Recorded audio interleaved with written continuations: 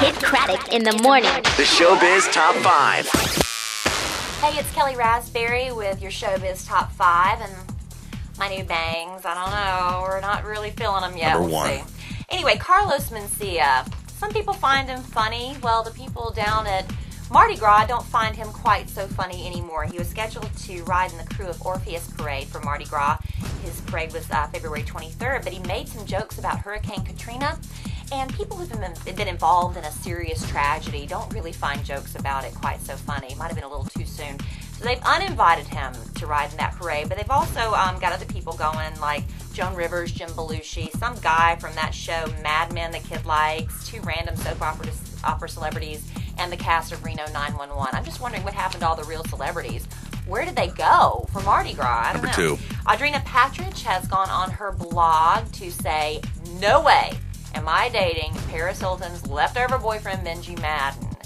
Now, did you hear this rumor going around anywhere? It didn't cross my radar, so I think she's just going to blog daily about who she's not dating, so I'll keep talking about her. Yes, me, personally. Number 3. Paul Walker, he is so cute, isn't he? I remember when I was on my honeymoon, he was on the same flight as me, and then I rode the same shuttle bus with him, and I'm standing next to him the whole time. He's just so gorgeous in real life. Never said a word to him, because what are you going to say that he hasn't heard a million times before?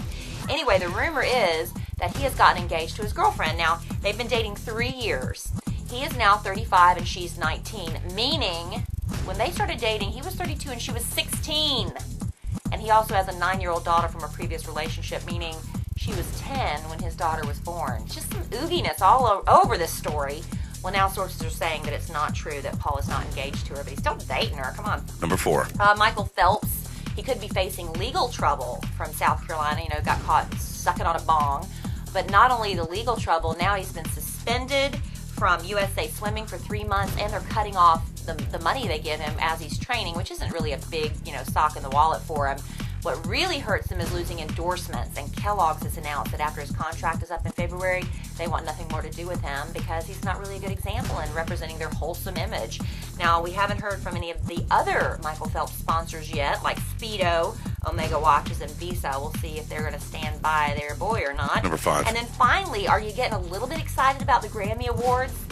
Normally, it's just a long snooze fest, a bunch of artists, and piano players and symphonies and blah, blah, blah, that nobody really cares about, and they hand out like 3 awards the whole night. Well, this year, it's going to be huge superstar after huge superstar performing. 3.5 hours of performances. Yes, they'll hand out a couple of awards here and there, but the ones we're really going to be watching are MIA. Now, she's performing that song Paper Planes on her due date. Sunday is her due date, but she's like, you know what, it's my first kid, and most women go over when they have their first kid, so she's hoping her water doesn't break during her performance. Also, Justin Timberlake performing with T.I. in his song Dead and Gone, and this is going to be T.I.'s last performance before we say goodbye. T.I., he's going away for a year for that little weapons possessions charge he had. Another couple of interesting ones. Kanye West is performing American Boy with Estelle. That'll be good. Dave Grohl, who I love from the Foo Fighters, he's going to be drumming for Paul McCartney. Also, John Mayer and Keith Urban are getting together to do a little Bo Diddley tribute. Katy Perry performing. I'm excited about that. Carrie Underwood, Taylor Swift, and Miley Cyrus doing a duet. That should be interesting. But I think all eyes are really going to be on Jennifer Hudson.